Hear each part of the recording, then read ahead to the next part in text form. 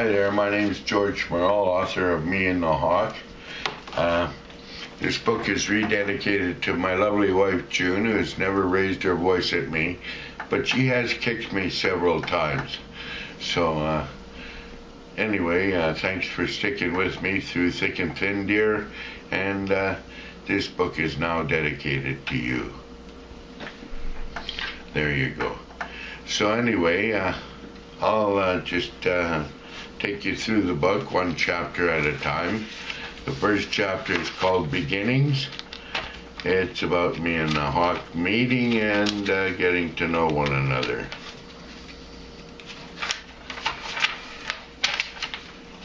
It was a sultry summer Saturday way back in 1957 when the Hawk and I met for the first time. I had just received my allowance from my dad.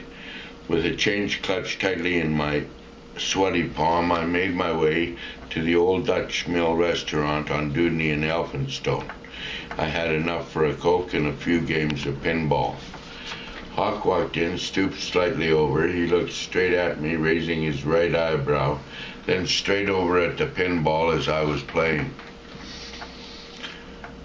He asked if I wanted to shoot a game for a cherry Coke. This is my first encounter with the long and poor life of gambling. Hawk, as I would soon learn, always had something going. Not to show my thrill or enthusiasm, I hesitated a bit before I agreed. The game had taken on new importance. I kept my eyes on the machine and played with more body English, my heart pounding. I milked the machine for all it was worth.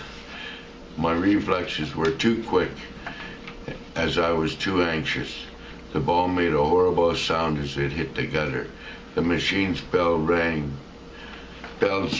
for not very long as it totaled my final tally.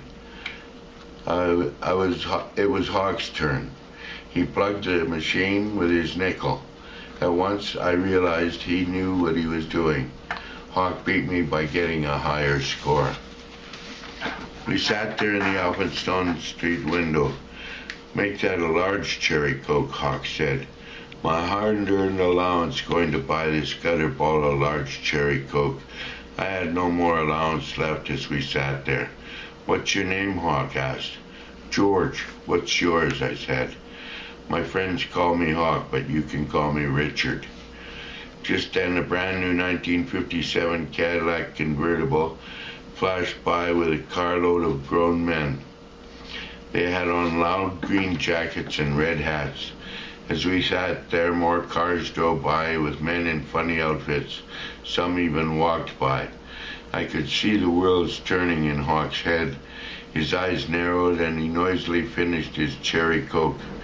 He got to his feet and said, I got an idea, follow me. We went outside and I could see the men heading for the armories up about a block and a half away. Hawk turned and ran up the alley. I followed him, not knowing where he was leading me. We ran down the alley, turned left into another alley at the rear of Elphinstone. All of a sudden, Hawk hit the dirt and rolled over and over. Do as I do, Hawk said. Are you crazy? I said. Just do it. Those Shriners do it for the Shriners, he said emphatically. I reluctantly got to my knees and rubbed dirt on my hands and on my shirt, and then thought of how my mother was going to kill me.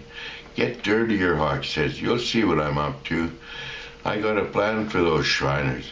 How do you plan to deal with my mother? I asked. Never mind, it'll be worth it. Just wait and see, Hawk said. Hawk rubbed his face and arms with dirt and told me to do the same. He picked up a handful of dirt and rubbed it into his hair. I had already gone this far, so I did the same. Hawk grabbed my shirt and gave it a good tug. The seam gave way. There, Hawk, he said, satisfied. Let's go.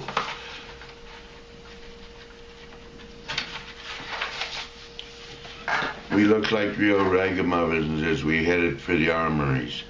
We stood in front of the building. Hawk took off his cap and held on to the brim. The next Shriner, a portly man with silver hair, came towards us. Hawk bold as you please said, "Spare change, please, sir." To my amazement, the Shriner reaches into his pocket and drops about 75 cents into Hawk's cap. I quickly got into the act. Hawk whispers and said, "Put most of the money in your pocket and look sad. Remember, you're hungry." I was hungry. Did I look hungry? I decided to look even hungrier by wincing and rubbing my tummy. It must have worked because the next Shriner put a whole dollar in my cap. "Thank you, sir," I said, and stuffed that dollar into my pocket. The dough was just rolling in for us. After about a half an hour, the Shriners quit coming. Hawk and I headed back to the Dutch mill. We walked into the washroom to clean up and count our booty. I had over $7. Hawk, who seems to outdo me at everything, had $11.43. I would soon learn that Hawk did everything to the exact penny.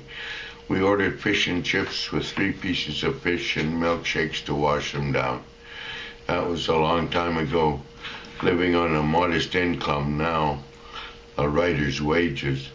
I wish I knew a Shriner. Hell, I wish I was a Shriner. When I get hungry, I remember that meal and how stuffed I felt afterwards. And the Hawk, what a guy. Thinking back, I still get a warm feeling in my tummy and in my heart. Finn, that's a wrap.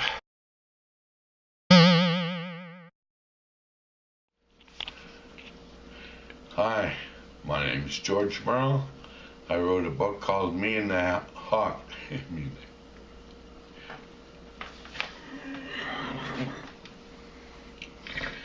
Never mind. Okay, I'll pick it up all over. Give me that, give me that, give me that, give me that, give me that, give me that. No! Thank you.